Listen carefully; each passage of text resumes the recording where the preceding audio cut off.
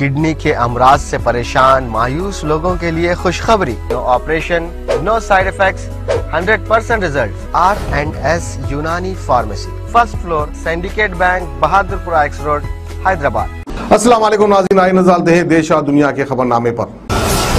News के खबरनामे में आप सबका इस्तकबाल है। आज की सबसे बड़ी खबर आ रही है भारत बंद को लेकर किसान प्रदर्शन, किसान प्रोटेस्ट का आखिरी घंटा भी बाकी है। दिल्ली से बिहार तक हल्ला बोल दिया गया है। कृषि कानून के खिलाफ पिछले एक साल से जारी किसानों का प्रोटेस्ट एक बार फिर से सुर्खियों में है। किसान संगठनों ने आज यानी मंडे को भारत बंद बुलाया है, जिसे कई राजनीतिक दलों ने सपोर्ट भी किया है। देश के अलग अलग हिस्सों से किसानों के प्रोटेस्ट की खबरें आ रही है। कई जगहों सड़कें, रेलवे स्टेशन तक कुछ जाम कर दिया गया है। पूरे ही एरिया में चक्का जाम लगा हुआ है। किसान संगठन ये मंडे सुबह 6 बजे से शाम 4 बजे तक भारत बंद बुलाया गया है।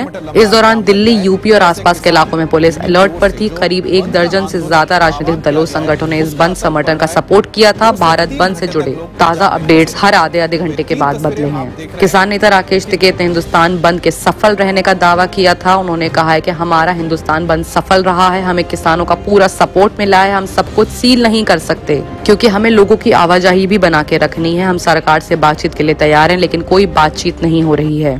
किसानों के वजह से बुलाए गए इस हिंदुस्तान बंद की वजह से उत्तर भारत के करीब 25 ट्रेनों पर असर हुआ है। दिल्ली, अमृतसर, मोगा, कटरा जाने वाली कई ट्रेनें मंडे को रद्द हो गईं। पंजाब के कई इलाकों में किसान द्वारा रेलवे ट्रैक पर ही प्रोटेस्ट शुरू हो गया। वहीं केरल में भी भारत बंद देखने को मिला गया है। किसान संगठनों ने बुलाए गए हिंदुस्तान बंद का असर महाराष्ट्र पर दिखा है। यहाँ नागपुर में प्रोटेस्टर से जबरदस्ती लोगों की दुकानें बंद करवाई है। किसान मोर्चा यहाँ पर दुकानें बंद करने के बाद हुआ है।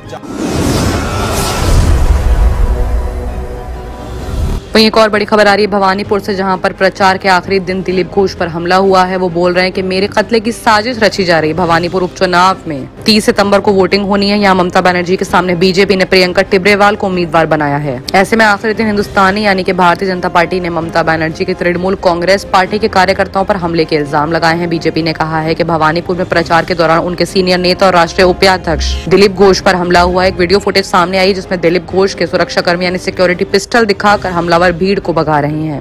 ममता बनर्जी को घेरते हुए शुभेंदु अधिकारी ने सवाल किया है कि ये हिंसा का सिलसिला आखिर कब रुकेगा।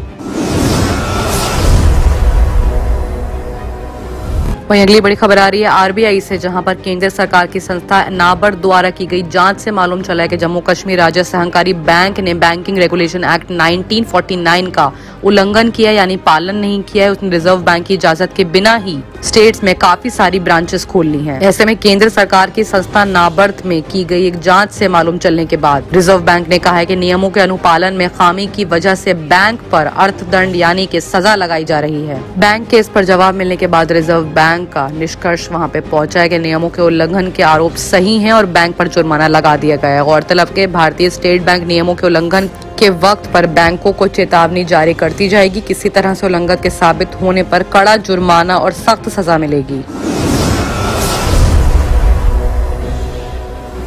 वहीं एक और खबर ब्रेकिंग न्यूज पर यह आई है कि भारत बंद प्रोटेस्ट में एक सिंगू बॉर्डर पर किसान की मौत हो गई है। पुलिस ने कहा है कि ये हार्ट अटैक से हुआ है। भारत बंद के बीच सिंगू बॉर्डर पर एक किसान की मौत का मामला सामने आ रहा है। फिलहाल मौत की असल वजह का पोस्टमार्टम में पता चलेगा। अभी इस तरह की कोई खबरें नहीं आ रही, लेकिन पुलिस ने सारे हमलों को खारिज करते हुए बताया है कि ये उसके जिस्म का अंदरूनी मामला था, से हार्ट अटैक हुआ है। प्रदर्शनकारी किसानों को भारत बंद में विपक्षी पार्टियों का साथ भी मिला है। बता दें कि कांग्रेस, आम आदमी पार्टी, शिवसेना किसानों ने भी भारत बंद का समर्थन यानी प्रोटेस्ट किया है।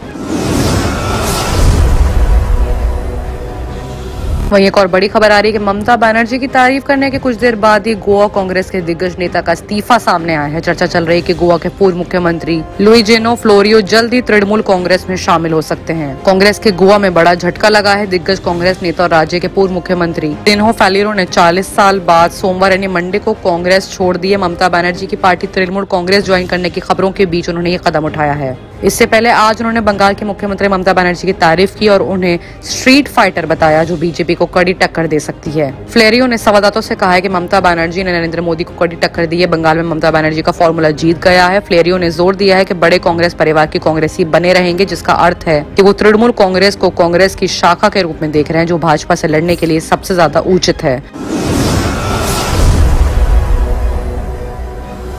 आइए अब बात करते हैं इंटरनेशनल खबरों की, जहां पे सबसे बड़ी खबर आ रही है तालिबान से, जहां पर तालिबानी हुकूमत में हजामत कराना मना कर दिया गया। अफगानिस्तान के हेलमंद प्रांत में लोगों को दाढ़ी बनवाने पर बैन लगा दिया गया है। वहीं सैलून में गाने बजाने पर भी पूरी तरह से पाबंदी लगाई कर दी है। ऐसे में एक नया फरमान जारी किया गया है कि दाढ़ी बनवाने या ट्रिम कराने के लिए पूरी तरह से बैन लगा दिया जाएगा। तालिबान ने एक चिट्ठी का जिक्र करते हुए फ्रंटियर पोस्ट ने बताया कि तालिबान ने स्टाइलिश हेयर स्टाइल और फैशन के लिए तरह तरह की दाढ़ी रखने से मना कर दिया। अखबार के आगे बताया गया कि इस्लामिक ओरिएंटेशन मंत्रालय के अधिकारियों ने हेलमंद की राजधानी लश्करगाह में मर्दों के हेयर सैलून में मुलाकात की। इस मुलाकात में तालिबान ने बालों को स्टाइल न करने और दाढ़ी शेव न करने की सलाह दी है। वहीं सैलून के अंदर गाने बजाने को भी सख्त मना कर दिया गया है। ऐसे में तालिबान अपने 20 साल पुराने तौर तरीकों पर वापस लौट आया है।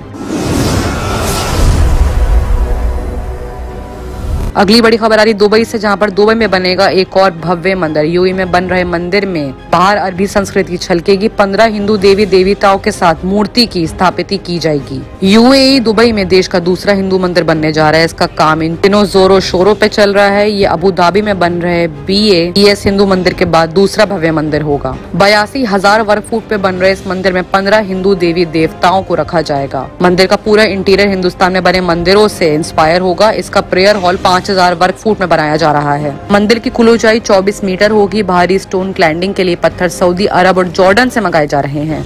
बताया जा रहा है इस मंदिर में 550 करोड़ रुपए का खर्चा आएगा। एक और बड़ी खबर आ रही जर्मनी से, जहां पर आज चुनाव है। वामपंथी रुझान वाली सरकार के आसार युवाओं को प्रोटेस्ट के लिए सपोर्ट मिल रहा है। 16 साल बाद चांसलर का पद छोड़ेंगी एंजेला मर्केल। जर्मनी में संडे को चुनाव होंगे। पोल भविष्यवाणी के मुताबिक मर्केल ने क्रिश्चियन डेमोक्रेटिक यूनियन पिछड़ती नजर आ रही है। जर्मनी की पहली लेडी चांसलर अंगेला मर्केल ने सैटरडे को पद अपना छोड़ दिया है। मर्केल ने लगभग 16 साल तक शासन में बागडोर संभाली है। वहीं एक और बड़ी खबर आ रही है इजरायली सेना ने वेस्ट बैंक में सर्च ऑपरेशन चलाया है। क्रॉस फायरिंग में 4 फिलिस्तीनी मारे गए हैं। इजराइल के 2 सैनिक भी घायल हो चुके हैं। इजरायली सेना ने फिलिस्तीन नागरिकों के बीच हुई फायरिंग में संडे को फिलिस्तीन ने 4 नागरिकों को मार गिराया है। रिपोर्ट के मुताबिक फिलिस्तीन के 4 अलग अलग इलाकों और वेस्ट बैंक में इजरायली सेना ने छापेमारी कार्यवाही की है। इस दौरान हमास के कई लड़ाकों को गिरफ्तार भी किया गया। इजरायली फोर्स की कार्यवाही के बीच कुछ फिलिस्तीनियों ने उन पर फायरिंग कर दी थी। क्रॉस फायरिंग में 4 फिलिस्तीनी मारे गए। हादसे में 2 इजरायली सैनिक भी घायल हुए हैं। बाकी की तमाम खबरों के लिए देखते रहिए सच न्यूज। किडनी के अमराज से परेशान मायूस लोगों के लिए खुशखबरी। R&S यूनानी फार्मेसी किडनी और गॉल ब्लैडर स्टोन के खात्मे का जरिया। अब UNI स्टोन कैप्सूल्स के जरिए खात्मा कीजिए। No operation, no side effects, 100% result. सिर्फ UNI स्टोन कैप्सूल से मुस्तहिक लोगों के लिए खुसूसी रियायत।